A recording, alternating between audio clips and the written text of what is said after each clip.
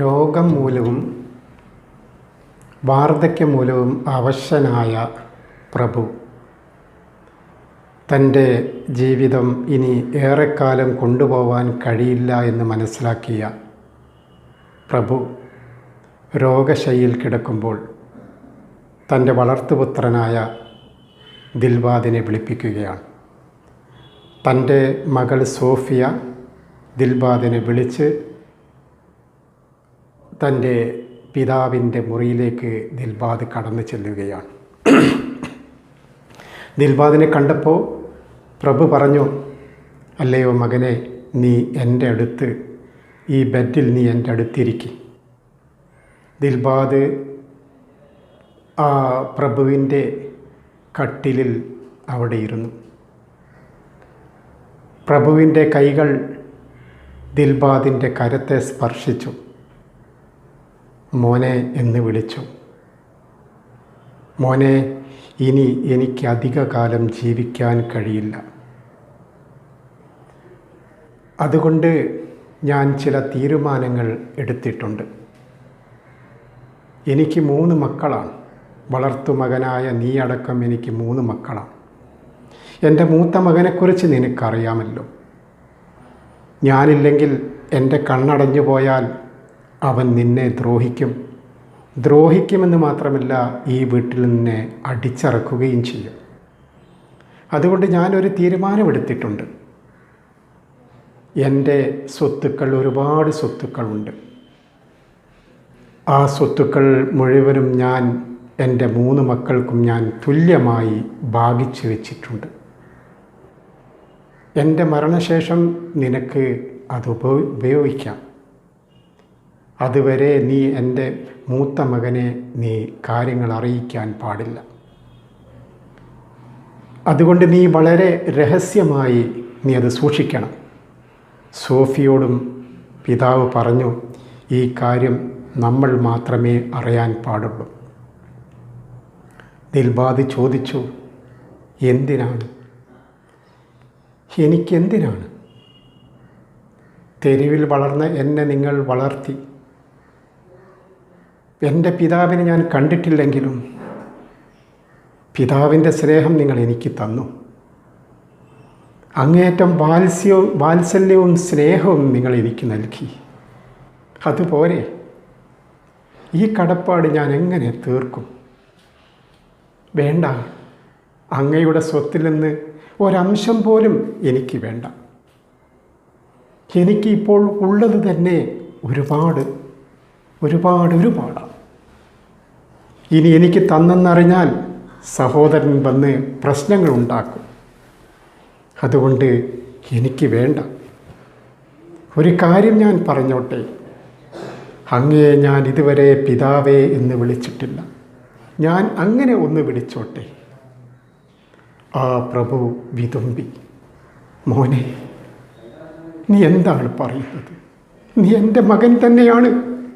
വളർത്തു മകനാണെങ്കിലും സ്വന്തം മകനെ പോലെയാണ് നിന്നെ ഞാൻ കാണുന്നത്. നീ അറിയാത്ത പല കാര്യങ്ങളും നിന്നോട് പറയാനുണ്ട്. ഒരു സത്യം കൂടി ഞാൻ നിന്നോട് പറയാൻ പോവുകയാണ്. അപ്പോഴേക്കും ഡോറിൽ ആരോ മുട്ടുന്ന ശബ്ദം കേട്ടു. കതക് തുറന്നു നോക്കിയപ്പോൾ സോഫിയുടെ സഹോദരനാണ്. അവൻ ദേഷ്യഭാഗത്തിൽ കതക് തള്ളി തുറന്ന് ആ മുറിയിലേക്ക് ചാടിക്കയറി. എന്താണിവിടെ? ഇവിടെ എന്താണ് കതകടച്ച് നിങ്ങൾക്ക് എന്ത് പറയാനാണ്? എന്നെ മാറ്റി നിർത്തിക്കൊണ്ട് നിങ്ങൾ എന്ത് തീരുമാനമാണ് ഇവിടെ എടുക്കുന്നത്? പറയണം എന്നോട്. ഈ തെണ്ടിയെ നിങ്ങൾ എന്തിനാണ് വിളിച്ച് ഇവിടെ ഇരുത്തിയത്? ഇവനെ ചവിട്ടി പുറത്താക്കാൻ പലതവണ ഞാൻ പറഞ്ഞതാണ്, കേട്ടില്ല. ഇനി ഞാൻ ഇവനെ ഇവിടെ വെച്ചേക്കില്ല. കടന്നു പോടാ പുറത്ത്. ദിൽബാദ് കട്ടിൽ നിന്ന് എഴുന്നേറ്റു. ദിൽബാദ് എഴുന്നേറ്റ് പുറത്തേക്ക് പോവാൻ ഭാവിച്ചപ്പോൾ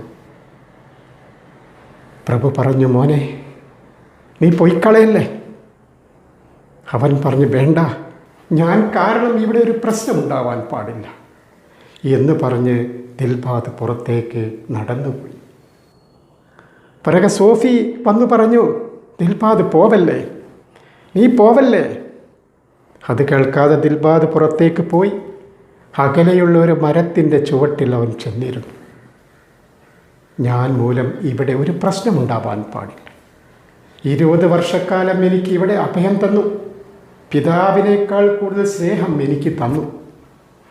ഈ വീട്ടിലൊരു പ്രശ്നം ഉണ്ടാവാൻ പാടില്ല. അവൻ ചിന്തിച്ചു, ഞാൻ ഇവിടെ നിന്ന് തെരുവിലേക്ക് തന്നെ പോയാലോ. അപ്പോഴേക്കും തൻ്റെ പുറകിൽ ആരോ തട്ടുന്ന ശബ്ദം കേട്ടു. തിരിഞ്ഞു നോക്കിയപ്പോൾ സോഫിയാണ്. സോഫി പറഞ്ഞു, ദിൽബാദ്, നീ എന്താണ് ഇവിടെ ഇരിക്കുന്നത്? അവൻ നിന്നെ ശകാരിച്ചത് കൊണ്ട് നീ പോവരുത് ഇവിടുന്ന്. പിതാവ് നിന്നെ വീണ്ടും അങ്ങോട്ട് വിളിക്കുകയാണ്. ദിൽബാദ് പറഞ്ഞു, വേണ്ട, ഞാൻ അങ്ങോട്ട് വരുന്നില്ല. ഞാൻ പോയിക്കൊള്ളട്ടെ. ഇത്ര കാലം നിങ്ങൾ എന്നെ പോറ്റിയില്ലേ. ഇനി എനിക്ക് സ്വന്തം ജീവിക്കാൻ എനിക്ക് കഴിയും. ഞാൻ പോട്ടെ. സോഫി പറഞ്ഞു, നിങ്ങൾ പോയാൽ നമ്മുടെ പിതാവിനെ ആര് നോക്കും? മദ്യപാനിയായ ദേഷ്യക്കാരനായ എൻ്റെ സഹോദരൻ നോക്കുമോ? ഇല്ല. എന്നെ ആര് നോക്കും? എന്നെ നോക്കാനും ആരും ഉണ്ടാവില്ല. ദിൽബാദ് ആകെ പ്രയാസപ്പെട്ടു. എന്ത് ചെയ്യണമെന്നറിയാതെ ദിൽബാദ് അങ്ങനെ നിൽക്കുമ്പോൾ സോഫി പറഞ്ഞു, ദിൽബാദ്, നിൻ്റെ കൂടെ ഞാൻ ജീവിതകാലം മുഴുവനും ഉണ്ടാകും. നിൻ്റെ കൂടെ ഞാൻ ജീവിക്കും. നീ ഇല്ലാതെ വേണ്ട. ദിൽബാദ് ചോദിച്ചു, നീ എന്താണ് പറയുന്നത്? നീ അങ്ങനെയൊന്നും പറയരുത്. ആരോരുമില്ലാത്ത തെരുവിൽ വളർന്നവനാണ് ഞാൻ. നീ വലിയ പ്രഭുവിൻ്റെ മകളാണ്. അതുകൊണ്ട് നീ അത്തരം കാര്യങ്ങൾ സംസാരിക്കാൻ പാടില്ല. ഞാൻ അറിയിക്കാത്തത്, എനിക്ക് അവകാശപ്പെടാത്തത് ഞാൻ അറിയിക്കാൻ പാടില്ല. അപ്പോഴേക്കും പുറകിലൂടെ ആ സഹോദരൻ അവിടേക്ക് കടന്നു വരികയാണ്. അപ്പോൾ അവൻ്റെ മുഖത്ത് ക്രൂരഭാവമില്ലായിരുന്നു. അവൻ ശാന്തനായിട്ടായിരുന്നു ദിൽബാദിൻ്റെ അടുത്തേക്ക് വന്നത്. ദിൽബാദും സോഫിയയും അവനെ നോക്കിയപ്പോൾ അവൻ ചോദിച്ചു, എന്താ നിങ്ങൾ എന്നെ നോക്കുന്നത്? ഓ, ഞാൻ ദേഷ്യത്തിലാണെന്നല്ലേ. എനിക്കിപ്പോൾ ഒരു ദേഷ്യവുമില്ല. ചില സമയത്ത് ഞാൻ അങ്ങനെയാണ്, ദേഷ്യപ്പെട്ടു പോകും. എനിക്കൊരു ദേഷ്യവുമില്ല ദിൽബാദ്. നീ ക്ഷമിക്കേ, ഞാൻ എന്തൊക്കെയോ പറഞ്ഞു പോയി. ദിൽബാദും സോഫിയും ഒന്നും പറയാതെ നിന്നു. അവൻ ദിൽബാദിൻ്റെ ചുമലിൽ തട്ടി പറഞ്ഞു, എഴുന്നേൽക്ക്, നമുക്ക് പുറത്തൊന്ന് പോയി വരാം. പുറത്തൊക്കെ പോയിട്ട് നമുക്ക് കുറച്ച് സംസാരിച്ച് നമുക്ക് വരാം. നമ്മുടെ പിതാവിൻ്റെ തോട്ടങ്ങളും ഒന്നും നീ മുഴുവൻ കണ്ടിട്ടില്ലല്ലോ. നമുക്ക് ആ തോട്ടങ്ങളിലൊക്കെ പോയി യാത്ര ചെയ്ത് നമുക്ക് തിരിച്ചു വരാം. ദിൽബാദ് എഴുന്നേറ്റു. സോഫി പറഞ്ഞു, വേണ്ട ദിൽബാദ്, ഇപ്പോൾ പോവണ്ട. അപ്പോൾ സഹോദരൻ പറഞ്ഞു, നീ എന്താ പറയുന്നത്? ഞാനൊന്ന് പുറത്തു പോയി അവനെ കൊണ്ടുപോയി വരുമ്പോൾ നിനക്കെന്താ? ദിൽബാദിനെ കൈ പിടിച്ച് തൻ്റെ കുതിരപ്പുറത്ത് കയറ്റി. കുതിരപ്പുറത്ത് കയറിയപ്പോഴും സോഫി പറഞ്ഞു, ദിൽബാദ് വേണ്ട, പോവല്ലേ പോവല്ലേ. പക്ഷേ കുതിരയുടെ കുളമ്പടി ശബ്ദം അങ്ങ് അകലേക്ക് മാഞ്ഞു മാഞ്ഞു പോയിരുന്നു. അകലങ്ങളിലേക്ക് ആ ശബ്ദവും കുതിരയും ദിൽബാദും അതിവേഗത്തിൽ ഓടിപ്പോയി കഴിഞ്ഞിരിക്കുന്നു. അവളൊരു ദീർഘനിശ്വാസം വിട്ടു. പടച്ചവനെ കാത്തുരക്ഷിക്കണേ, എന്താണ് ഇതിൻ്റെ അർത്ഥം? അവൾ മനസ്സിലാവാതെ തല താഴ്ത്തി തൻ്റെ പിതാവിൻ്റെ അടുത്തേക്ക് തിരിച്ചുപോയി. പിതാവ് ചോദിച്ചു, എവിടെ ദിൽബാദ്? അവൻ എവിടെ? സോഫി പറഞ്ഞു, അവൻ സഹോദരൻ്റെ കൂടെ പുറത്തേക്ക് പോയി.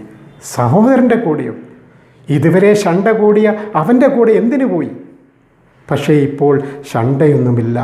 അവൻ തന്നെ വിളിച്ചു കൊണ്ടുപോയതാണ്. കുതിരപ്പുറത്ത് കയറി പോയിരിക്കുന്നു. ഞാൻ വേണ്ട വേണ്ട എന്ന് പറഞ്ഞിട്ടും കേട്ടില്ല. അവർ പോയി കഴിഞ്ഞു. അങ്ങനെ ആ കുതിരപ്പുറത്ത് അവർ പട്ടണത്തിലൂടെ ഗ്രാമത്തിലൂടെ ഒരു കുന്നിൻ ചരിവിലേക്ക് കടക്കുകയാണവർ. കുന്നിൻ ചരിവിലെത്തിയപ്പോൾ ദിൽബാദ് ചോദിച്ചു, നമ്മൾ എങ്ങോട്ടാണ് പോകുന്നത്? വാ, നീ വരൂ. ഇവിടെ താഴ്വരയിൽ നമ്മുടെ പിതാവിൻ്റെ തോട്ടമുണ്ട്. മനോഹരമായ തോട്ടമാണ്. ആ തോട്ടത്തിൽ നമുക്ക് ഒന്ന് ഇറങ്ങി വരാം. ദിൽബാദ് ഒന്നും പറഞ്ഞില്ല. അങ്ങനെ അവർ കുന്നിൻ്റെ ചരിവിലൂടെ ഇറങ്ങി ആ തോട്ടത്തെ ലക്ഷ്യമാക്കി അവർ നീങ്ങി. കുറച്ച് കഴിഞ്ഞപ്പോൾ ഒരു കോട്ട കാണാനിടയായി. സഹോദരൻ പറഞ്ഞു, ഇതാണ് നമ്മുടെ പിതാവിൻ്റെ കോട്ട, അവിടെ വലിയ കാഴ്ചകൾ നമുക്ക് കാണാനുണ്ട്. അങ്ങനെ അവർ കോട്ടവാതിലിൽ ഇറങ്ങി. കോട്ടയുടെ വാതിലിന് മുന്നിൽ 2 മല്ലന്മാർ, 2 കിങ്കരന്മാർ വാളും പിടിച്ച് നിൽപ്പുണ്ടായിരുന്നു. അപ്പോൾ അവർ വാളുയർത്തി, നിങ്ങൾ ആരാണെന്ന് ചോദിച്ചു. അപ്പോൾ സഹോദരൻ കുതിരപ്പുറത്ത് നിന്ന് ഇറങ്ങി ആ മല്ലൻ്റെ, ആ കിങ്കരൻ്റെ ചെവിയിലെന്തോ മന്ത്രിച്ചു. അത് കേട്ടപ്പോൾ അവർ ഈ കോട്ടവാതിൽ തുറന്നു കൊടുത്തു. കോട്ടവാതിൽ തുറന്നു കൊടുത്തു. അവർ അതിൻ്റെ അകത്തേക്ക് പ്രവേശിച്ചു.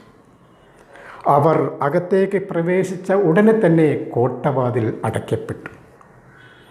ദിൽബാദും സഹോദരനും ആ കോട്ടയിലേക്ക് പ്രവേശിച്ചു. അവൻ അവിടെ കണ്ട കാഴ്ച അതിദയനീയമായിരുന്നു. ഞാൻ ചതിയിൽപ്പെട്ടിരിക്കുന്നുവെന്ന് ദിൽബാദിന് ബോധ്യമായി. സഹോദരൻ പൊട്ടിച്ചിരിച്ചു. ദിൽബാദ്, നിനക്കുള്ള സ്വർഗമിതാ ഇവിടെ. 10-20 വർഷക്കാലം എൻ്റെ വീട്ടിൽ സുഖിച്ചു നീ ജീവിച്ചു. എൻ്റെ പിതാവിൻ്റെ സ്നേഹവും വാത്സല്യവും നീ തട്ടിയെടുത്ത് എന്നെ നീ അകറ്റി. ഇവിടെ നിനക്ക് കാലാകാലം പുറം ലോകം കാണാതെ നിനക്ക് ഇവിടെ ജീവിക്കാം. ഇനി ഒരിക്കലും ഈ കോട്ടയിൽ നിന്ന് നിനക്ക് തിരിച്ചു വരാൻ കഴിയില്ല. ഈ അടിമപ്പാളയത്തിൽ നോക്കൂ, അവിടെ കണ്ടോ നീ അടിമകൾ ഈ കൊടും ചൂടിൽ വിയർത്തൊലിച്ച് എല്ലും തൊലിയുമായി പണിയെടുക്കുന്നത് നീ നോക്കൂ. അങ്ങോട്ട് ചാട്ടവാറടിയേറ്റ് പുളയുന്നവരെ നീ നോക്കൂ. ദിൽബാദ് അവരെ എല്ലാവരും നോക്കി. ദിൽബാദിന് മനസ്സിലായി ഇതൊരു അടിമപ്പാളയമാണെന്ന്. ദിൽബാദ് സഹോദരൻ നോക്കി, നീ എന്താ നോക്കുന്നത്? നീ എന്ത് കരുതി? നിന്നെ ഞാൻ ഇവിടേക്ക് കൊണ്ടുവന്നത് ഇപ്പോൾ മനസ്സിലായില്ലേ നിനക്ക്? ഇനി ഇവിടെ ജീവിക്കുക, ഇനി ഒരിക്കലും നിനക്കൊരു മടക്കമില്ല എന്ന് പറഞ്ഞ് സഹോദരൻ പൊട്ടിച്ചിരിച്ചുകൊണ്ട് ആ കിങ്കരന്മാരോട് പറഞ്ഞു, ഇവനെ ചങ്ങലക്കിട്ട് ബന്ധിക്കൂ. അവർ അവൻ്റെ കാലുകളിൽ ചങ്ങലയിട്ട് ബന്ധിച്ചു. അവൻ്റെ കൈകൾ കൂട്ടിക്കെട്ടി, ഒരു തൂണിനോട് കൂട്ടിക്കെട്ടി. സഹോദരൻ മുന്നോട്ടാഞ്ഞ് ദിൽബാദിൻ്റെ കവിള് നോക്കി ഒരടി കൊടുത്തു. ജീവിതത്തിൽ ആദ്യമായി ഒരടി ദിൽബാദിന് കിട്ടി. കൈകൾ കൂട്ടിക്കെട്ടിയത് കൊണ്ട് ദിൽബാദിന് ഒന്നും ചെയ്യാൻ കഴിഞ്ഞില്ല. ദിൽബാദ് തൻ്റെ ചങ്ങലയിട്ട കാലുകൊണ്ട് ആഞ്ഞു ചവിട്ടി സഹോദരൻ മറഞ്ഞു വീണു. അത് കണ്ട് കിങ്കരന്മാർ ഓടി വന്ന് ചാട്ടവാറുകൊണ്ട് ദിൽബാദിനെ കഠിനമായി മർദ്ദിക്കാൻ തുടങ്ങി. അടിയേറ്റ് ദിൽബാദ് പുളഞ്ഞു. നിർത്തിയില്ല. രക്തം പൊടിയുന്നത് വരെ അടിച്ചു. ദിൽബാദ് അവശനായി. അവൻ എഴുന്നേറ്റു. മനസ്സിലായോ നിനക്ക്? നീ എന്നെ അടിച്ചുവല്ലേ എന്ന് പറഞ്ഞ് സഹോദരൻ ഒരടി കൂടി കവിളത്ത് കൊടുത്തു. ബാക്കി നീ ഇവിടെ നിന്ന് അനുഭവിക്കുക എന്ന് പറഞ്ഞ് അവൻ ഗുഡ് ബൈ പറഞ്ഞ് ആ കോട്ടയിൽ നിന്ന് പുറത്തേക്ക് പോയി. ദിൽബാദ് ആ കോട്ടയുടെ അകം മുഴുവനും നോക്കിക്കാണുകയാണ്. 4-5 ആളുകൾക്ക് ഉയരമുള്ള മതിൽ, ഒരു വാതിൽ മാത്രമുള്ള കോട്ട, അതിൻ്റെ അകത്ത് 10-100 പേർ കഷ്ടപ്പെട്ട് ജോലി ചെയ്യുന്നവർ, എല്ലും തൊലിയുമായവർ, അങ്ങനെ കൊടും ചൂടിൽ ജോലി ചെയ്തു കൊണ്ടിരിക്കുന്നവർ. അവർ പറഞ്ഞു, മല്ലന്മാർ പറഞ്ഞു, അടുത്തേക്ക് വന്ന് പറഞ്ഞു, കൊള്ളാമല്ലോ, നീ നല്ല മസിൽ പവറുള്ള ശരീരമാണല്ലോ, നിനക്ക് നല്ല ആരോഗ്യമുണ്ടല്ലോ, നിന്നെക്കൊണ്ട് ഒരുപാട് പണി ഇവിടെ ചെയ്യിക്കാനുണ്ട്. 1 മാസം കഴിഞ്ഞാൽ നിൻ്റെ ശരീരമൊക്കെ അതാ നോക്കൂ, അതേപോലെ ചുക്കിച്ചുളിഞ്ഞെല്ലും തൊലിയുമായവർ എന്ന് പറഞ്ഞ് അവൻ്റെ കൈകൾ കെട്ടയച്ചു, കാലിൽ ചങ്ങലകൾ മാത്രം. അവർ പോയി മറഞ്ഞു. ആ മല്ലന്മാർ അവിടെ നിന്ന് നീങ്ങി മുന്നോട്ട് പോയപ്പോൾ ദിൽബാദിൻ്റെ അടുത്തേക്ക് ആ അടിമകളിൽ ചിലർ കടന്നു വന്നു. അവർ സങ്കടത്തോടെ ചോദിച്ചു, നിങ്ങൾ ആരാണ്? നിങ്ങളെങ്ങനെ ഇവിടെ എത്തി? ദിൽബാദ് കുറേ കാര്യങ്ങൾ പറഞ്ഞു കൊടുത്തു. അവർ പറഞ്ഞു, നിങ്ങൾ അപകടത്തിൽ തന്നെയാണ്, ഞങ്ങൾ ഏതായാലും ഇങ്ങനെ അകപ്പെട്ടു. ദിൽബാദ് ചോദിച്ചു, നമുക്ക് രക്ഷപ്പെടാൻ വല്ല മാർഗവുമുണ്ടോ? അവർ പറഞ്ഞു, രക്ഷപ്പെടാൻ ഒരു മാർഗവുമില്ല. ഈ കോട്ടയുടെ പുറത്ത് കാവൽക്കാരുണ്ട്. ഇവിടെ കിടന്ന് മരിക്കുകയല്ലാതെ മറ്റൊന്നും ചെയ്യാൻ കഴിയില്ല. ചിലപ്പോൾ പുറത്തുനിന്ന് ചില ആളുകൾ വരും. വന്നിട്ട് ഇതിൽ നല്ല ശക്തിയുള്ളവരെ തിരഞ്ഞെടുത്ത് അവർ പുറത്തേക്ക് കൊണ്ടുപോകും. പിന്നെ അവർ ഒരിക്കലും തിരിച്ചു വന്നിട്ടില്ല. ഒരു പക്ഷേ വിദേശത്തേക്ക് കച്ചവടം നടത്തി അടിമക്കച്ചവടം നടത്തി കൊണ്ടുപോയതായിരിക്കാം. പോയവരാരും തിരിച്ചു വന്നിട്ടില്ല. ഇവിടെയുള്ളവർ രോഗം വന്നാൽ, അവശയാൽ വലിയ കുഴി കുത്തി ജീവനോടെ ആ കുഴിയിലിട്ട് മണ്ണിട്ട് മൂടുകയാണ് ചെയ്യുക. മരിക്കുക തന്നെ, അതിലപ്പുറം ഒന്നുമില്ല. മരിക്കുന്നത് വരെ പണിയെടുക്കണം. അങ്ങനെ ആഴ്ചയിൽ ഒരു ദിവസം പലരെയും വിദേശത്തേക്ക് കച്ചവടം നടത്തി കാശുണ്ടാക്കുന്ന ജോലിയാണ്. ഞങ്ങളെയൊക്കെ പല സ്ഥലത്തുനിന്നും പിടിച്ചു കൊണ്ടുവന്നതാണ്. കുറച്ചകലെ കുറേ സ്ത്രീ കൂട്ടങ്ങൾ നിൽക്കുന്നത് കണ്ടു. ദിൽബാദ് ചോദിച്ചു, ഇവരും അടിമകളല്ലേ? അതെ, അവരും അടിമകളാണ്. തെരുവിൽ നിന്നും വീടുകളിൽ നിന്നും പിടിച്ചു കൊണ്ടുവന്ന് ഇവിടെ ഇട്ട് പീഡിപ്പിക്കപ്പെടുകയാണ്, ജോലി ചെയ്യുകയാണ്. അവർക്കാവശ്യം കഴിഞ്ഞാൽ ജീവനോടെ കുഴിയിൽ ഇട്ട് മണ്ണിട്ട് മൂടും, കൊല്ലും. ഇതാണ്. അപ്പോഴേക്കും ദിൽബാദിൻ്റെ മനസ്സിൽ ഒരു കാര്യം ഓടി വന്നു. എൻ്റെ മാതാവ് ഇതേപോലെ തെരുവിൽ നിന്ന് കാണാതായതാണ്. 20 വർഷങ്ങൾക്ക് മുമ്പ് എൻ്റെ മാതാവിനെ കാണാതായതാണ്. എൻ്റെ മാതാവും ഇതുപോലെ ഈ അടിമപ്പാളയത്തിലേക്കായിരിക്കുമോ വന്നിട്ടുള്ളത്? അറിയില്ല, ആവരുതേ എന്ന് പ്രാർത്ഥിച്ചു. അവൻ ആ ചങ്ങല വലിച്ചുകൊണ്ട് ആ കോട്ടയുടെ ഉള്ളിലുള്ള സ്ത്രീ കൂട്ടങ്ങളുടെ ഇടയിലേക്ക് നടന്നു. അവർ ദയനീയമായി ദിൽബാദിനെ നോക്കി. നല്ലൊരു മനുഷ്യൻ, ആരോഗ്യമുള്ള ചുറുചുറുക്കുള്ള ഒരു മനുഷ്യൻ. അവർ നോക്കി. ദിൽബാദിൻ്റെ കണ്ണുകൾ തൻ്റെ മാതാവ് അവിടെ എവിടെയെങ്കിലും ഉണ്ടോ? മാതാവിൻ്റെ 20ാമത്തെ വയസ്സിലാണ് ഞാൻ നഷ്ടപ്പെട്ടത്. 20 വർഷം, ഇപ്പോൾ 40 വയസ്സായി കാണും. ആ പ്രായത്തിലുള്ള ആരെങ്കിലും ഇവിടെയുണ്ടോ? നോക്കി, അറിയില്ല, ആരെയും കാണുന്നില്ല. ദിൽബാദ് ചോദിച്ചു, സ്ത്രീയോട് ചോദിച്ചു, ഇതിൽ ബൽക്കീസ് എന്ന് പറഞ്ഞ സ്ത്രീ ഉണ്ടോ? ഇല്ല, ബൽക്കീസ് എന്ന് പറഞ്ഞ സ്ത്രീയില്ല. ഇവിടെ പല സ്ത്രീകളും എത്രയോ മുമ്പേ വന്നിട്ടുണ്ട്. അവർ കൊല്ലപ്പെട്ടിട്ടുണ്ട്, അവർ വിദേശത്തേക്ക് കയറ്റി അയക്കപ്പെട്ടിട്ടുണ്ട്. ഞങ്ങൾക്കറിയില്ല. അങ്ങനെ സന്ധ്യയായപ്പോൾ അവരൊക്കെ കൂടിയിരുന്നു. ഒരു നേരത്തെ ഭക്ഷണം മാത്രമേ അവർക്ക് കിട്ടിയിട്ടുള്ളൂ. ദാഹം തീരുവോളം കുടിക്കാൻ ജലം പോലും അവർക്ക് കൊടുക്കാറില്ല. അങ്ങനെ ആ രാത്രി അന്ധകാരത്തിൽ പ്രകാശമില്ലാതെ അന്ധകാരത്തിൽ കിടന്നുറങ്ങി. പാവങ്ങൾ ക്ഷീണിച്ച് അവശരായി ഉറങ്ങിപ്പോയി. 4-5 പേർ മാത്രം ദിൽബാദിൻ്റെ അടുത്തിരുന്നു. ദിൽബാദ്, അങ്ങയെ കണ്ടിട്ട് ഒരു ബുദ്ധിമാനാണെന്ന് തോന്നുന്നു, അങ്ങ് ശക്തവാനാണ്. ദിൽബാദിൽ ചോദിച്ചു, അങ്ങയ്ക്ക് ഈ കോട്ടയിൽ നിന്ന് രക്ഷപ്പെടാൻ വല്ല മാർഗവും പറഞ്ഞു തരാൻ കഴിയുമോ? ദിൽബാദ് പറഞ്ഞു, നമുക്ക് നോക്കാം, ഞാൻ വന്നിട്ടല്ലേ ഉള്ളൂ, മതി. ദിൽബാദ് ചോദിച്ചു, ഇവിടെ നിന്ന് ആരെങ്കിലും ഇതിനു മുമ്പ് രക്ഷപ്പെട്ടിട്ടുണ്ടോ?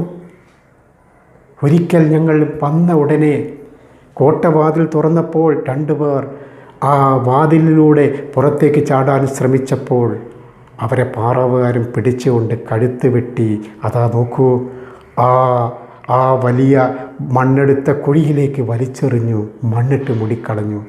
പിന്നെ ആരും ഇവിടുന്ന് രക്ഷപ്പെടാൻ തുനിഞ്ഞില്ല. എത്ര പേർ ഇപ്പോൾ മണ്ണിൻ്റെ അടിയിലുണ്ട്, അസ്ഥിയായി എത്ര പേർ കിടക്കുന്നുണ്ട്. അതുകൊണ്ട് ആ വൃദ്ധനായ പിതാവിൻ്റെ അടുത്തു നിന്നാണല്ലോ ഞാൻ വന്നത്. അദ്ദേഹം രോഗിയായി കിടക്കുകയാണല്ലോ. എന്നെ അങ്ങേയറ്റം സ്നേഹിക്കുന്നുണ്ടല്ലോ, വാത്സല്യത്തോടെ എന്നെ നോക്കുന്നുണ്ടല്ലോ. ഞാൻ അവിടെ എത്താത്തത് കൊണ്ട് ആ പ്രഭു എന്തൊക്കെ ചിന്തിക്കുന്നുണ്ടാവും. എന്തൊരു മനുഷ്യൻ! പിതാവില്ലാത്ത എനിക്ക് വാത്സല്യം തന്ന ആ മനുഷ്യനെക്കുറിച്ച് ഓർത്തു കണ്ണീർ പൊഴിച്ചു. എൻ്റെ മാതാവ് 5-ാമത്തെ വയസ്സിൽ നഷ്ടപ്പെട്ട ആ മാതാവ് എവിടെയായിരിക്കും?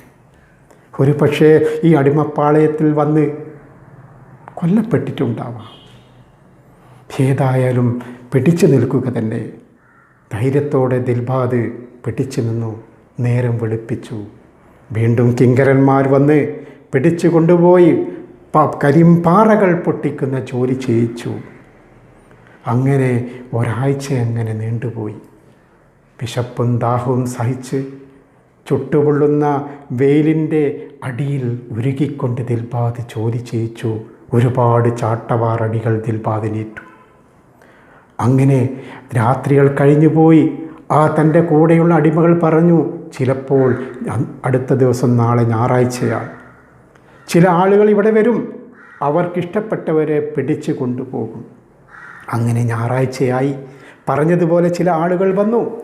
അവർ അടിമപ്പാളയത്തിലെ ആളുകളെ നോക്കി, എന്നെ നോക്കി അവർ പറഞ്ഞു, ഇവൻ കൊള്ളാമല്ലോ, ഇവനെ വേണം, ഇവൻ എത്രയാ വില കൽപ്പിച്ചു. എന്നെയും 10-15 പേരെയും തെരഞ്ഞെടുത്ത് അവർ ചങ്ങലക്കിട്ട് ഒരു വണ്ടിയിൽ കയറ്റി കൊണ്ടുപോയി. എങ്ങോട്ടാണെന്നറിയില്ല. ഏതായാലും ഈ അടിമപ്പാളയത്തിൽ നിന്ന് ഞാൻ പുറത്ത് കടന്നല്ലോ. അങ്ങനെ ദിൽബാദ് ഒരു തുറമുഖത്തെത്തിയപ്പോൾ അവർ പണം കൈമാറി പരസ്പരം അങ്ങോട്ടും ഇങ്ങോട്ടും. എന്നെയും എൻ്റെ കൂടെയുള്ളവർ 10-25 പേരെയും ആ കപ്പലിലേക്ക് അവർ കയറ്റി. കപ്പലിൽ കയറ്റിയപ്പോൾ നമ്മുടെ കാലുകളുടെ ചങ്ങലകൾ അഴിച്ചു മാറ്റി. കപ്പൽ മുന്നോട്ട് മെല്ലെ മെല്ലെ മെല്ലെ നീങ്ങി. ഞങ്ങൾ 25 പേരുണ്ട്. ഞങ്ങൾ ഒരു കാര്യം തീരുമാനിച്ചു, ഇവിടെ കിടന്ന് മരിക്കുക, അല്ലെങ്കിൽ രക്ഷപ്പെടുക. ഞങ്ങൾ ഒരു യുദ്ധത്തിന് തയ്യാറായതുപോലെ ഞങ്ങൾ ശക്തി സംഭരിച്ച് ഞങ്ങളുടെ കൈകളിലെ ചങ്ങലകൾ ഞങ്ങൾ ആ കപ്പലുണ്ടായിരുന്ന കപ്പിത്താനെയും കിങ്കരന്മാരുടെയും കഴുത്തിൽ വരിഞ്ഞു മുറുക്കി. ഞങ്ങളുടെ ശക്തി മുഴുവനും സംഭരിച്ച് അവരെ ഞങ്ങൾ കീഴ്പ്പെടുത്തി അവരെ ഞങ്ങൾ കടലിലോട്ട് വലിച്ചെറിഞ്ഞു. കപ്പൽ സ്വതന്ത്രമാക്കി. ഞങ്ങൾ ആ കപ്പലിലെ ചക്രത്തിൽ ഞങ്ങളുടെ ചങ്ങലകൾ ഞങ്ങൾ വെച്ച് ചങ്ങല പൊട്ടിച്ചു. അങ്ങനെ കപ്പൽ ഞങ്ങൾ സ്വന്തമാക്കി. ഞങ്ങൾ കപ്പൽ നിയന്ത്രിച്ച് ഒരു ദ്വീപിലേക്ക് അടുപ്പിച്ചു. ദ്വീപിൽ ഞങ്ങൾ ഇറങ്ങി. അവിടെ വെച്ച് കുറേ ഭക്ഷണങ്ങൾ, മരങ്ങളിലുണ്ടാവുന്ന കായ്ക്കനികളും എല്ലാം ഭക്ഷിച്ചു. ഞങ്ങൾ സ്വതന്ത്രരായി എന്ന് തോന്നുന്നു. ഞങ്ങൾ തിരിച്ച് വീണ്ടും കപ്പൽ ഞങ്ങൾ വന്ന സ്ഥലത്തേക്ക് തന്നെ തിരിച്ചു. അങ്ങനെ ഞങ്ങളുടെ തെരുവിലെത്തി. തെരുവിൽ ഞങ്ങളെ കൂടെ മറ്റുള്ള പല ആളുകളെ ഞങ്ങൾ കൂട്ടി 40 പേരെ സംഘടിപ്പിച്ചു. അങ്ങനെ ഞങ്ങൾ എല്ലാ പ്രയാസങ്ങളെയും നേരിടാനും പ്രതിബന്ധങ്ങളെ തരണം ചെയ്യാനും പുതിയ പുതിയ കാഴ്ചകൾ കാണാനും ഞങ്ങൾ തീരുമാനിച്ചു. ഞങ്ങൾ അതിന് പുറപ്പെട്ടു. അങ്ങനെ ഞങ്ങൾ ആ കപ്പലിൽ കയറി കടലിലൂടെ യാത്ര ചെയ്യുമ്പോഴാണ് ഞാൻ പറഞ്ഞില്ലേ, ഒരു മനുഷ്യൻ പാറക്കൂട്ടത്തിൽ കപ്പൽ ചെന്നിടിച്ചത്. അങ്ങനെ ഗുഹയിലെത്തി രാജകുമാരനെ കണ്ടു. അങ്ങ് വന്നു, അങ്ങയുടെ കൂടെ രാജകൊട്ടാരത്തിലേക്ക് വന്നു. ഇതാണ് എൻ്റെ കഥ. രാജാവ് ചോദിച്ചു, മോനെ, ഇതാണോ നിൻ്റെ കഥ? വളരെ ദുരിതപൂർണമായ അനുഭവമാണല്ലോ നിനക്ക്. ദിൽബാദ് പറഞ്ഞു, എനിക്ക് അങ്ങയോടൊന്നേ പറയാനുള്ളൂ. എൻ്റെ മാതാവിനെ എനിക്ക് കാണണം. എന്നെ പിതാവിനെ പോലെ എന്നെ പരിപാലിച്ച ആ പ്രഭുവിനെ എനിക്ക് കാണണം. ആ അടിമപ്പാളയം എനിക്ക് തകർക്കണം. അതിനങ്ങയുടെ സഹായം ഞാൻ തേടുകയാണ്. രാജാവ് പറഞ്ഞു, നീ അങ്ങനെ പറയേണ്ട ഒരാവശ്യമില്ല. നീ പറയുന്നതിന് മുമ്പ് തന്നെ എൻ്റെ മനസ്സിൽ ഞാൻ അത് കരുതിയിട്ടുണ്ട്. നിൻ്റെ എല്ലാ ഉദ്ദേശങ്ങളും ഞാൻ നിറവേറ്റിത്തരും. മനസ്സിലായോ നിനക്ക്? ആ അടിമപ്പാളയവും നിൻ്റെ നഗരവും എവിടെയാണെന്ന് നീ അലക്സാണ്ടറോടും ശേഖരനോടും പറയുക. ഉടനെ തന്നെ ശേഖരനെയും അലക്സാണ്ടറെയും രാജാവ് വിളിച്ചു വരുത്തി കാര്യങ്ങൾ ബോധിപ്പിച്ചു. ദിൽബാദിനോട് ചോദിച്ചു, എവിടെയാണ് നിൻ്റെ നാട്, നഗരം, വേഗം ആ സ്ഥലം പോയി കണ്ടുപിടിക്കുക എന്ന് പറഞ്ഞ് അലക്സാണ്ടറെ അവിടേക്ക് വിട്ടു. 2 ദിവസത്തിന് ശേഷം അലക്സാണ്ടർ അലഞ്ഞ് 2 ദിവസത്തിന് ശേഷം തിരിച്ചു വന്ന് അലക്സാണ്ടർ പറഞ്ഞു, നാം കണ്ടിരിക്കുന്നു, അത് നമ്മുടെ രാജ്യത്തിൻ്റെ അധീനതയിലുള്ള സ്ഥലം തന്നെയാണ്. വേഗം, നിങ്ങൾക്ക് എത്രയാണ് സൈന്യങ്ങളെ വേണ്ടത്, അവരെയും കൂട്ടി നിങ്ങൾ പോവുക. ദിൽബാദും അലക്സാണ്ടറും ആ സൈന്യത്തെയും കൂട്ടി പുറപ്പെട്ടു. അങ്ങനെ യാത്ര തുടർന്നു. വഴിയിലെത്തി അല്പം വിശ്രമിക്കാൻ ദിൽബാദും ശേഖറും സൈന്യങ്ങളും വഴിയിൽ കുറച്ച് ഇറങ്ങിയിരുന്നു. വഴിയിൽ ഇരുന്നപ്പോൾ ദിൽബാദ് പറഞ്ഞു, അലക്സാണ്ടർ, എൻ്റെ മാതാവിനെ എനിക്ക് കാണാൻ കഴിയില്ലേ? 5-ാമത്തെ വയസ്സിൽ നഷ്ടപ്പെട്ട എൻ്റെ മാതാവിനെ കാണാൻ കഴിയില്ലേ? അലക്സാണ്ടർ, എനിക്ക് കാണണം, മറ്റൊന്നുമില്ലെങ്കിലും എനിക്ക് എൻ്റെ മാതാവിനെ കാണാം. നീ എന്തിന് സങ്കടപ്പെടുന്നു, നമുക്ക് നോക്കാം എന്ന് പറഞ്ഞവർ വീണ്ടും യാത്ര തുടങ്ങി. അങ്ങനെ യാത്ര ചെയ്തു. അവർ പുറപ്പെട്ടു. അവർ നേരെ ചെന്നത് ആ അടിമപ്പാളയത്തിലേക്കാണ്. അടിമപ്പാളയത്തിൽ അതേപോലെ ഒരുപാട് അടിമകളുണ്ടായിരുന്നു. കോട്ട ആ സൈന്യങ്ങൾ വളഞ്ഞു. പാറാവ് നിന്നിരുന്ന 5-10 മല്ലന്മാരെ അവർ വാളിനിരയാക്കി കശാപ്പ് ചെയ്തു. കോട്ടയുടെ വാതിൽ ചവിട്ടി തുറന്നു. അവർ കോട്ടയുടെ വാതിൽ മലർക്കെ തുറന്നു. അകത്തേക്ക് പ്രവേശിച്ചപ്പോൾ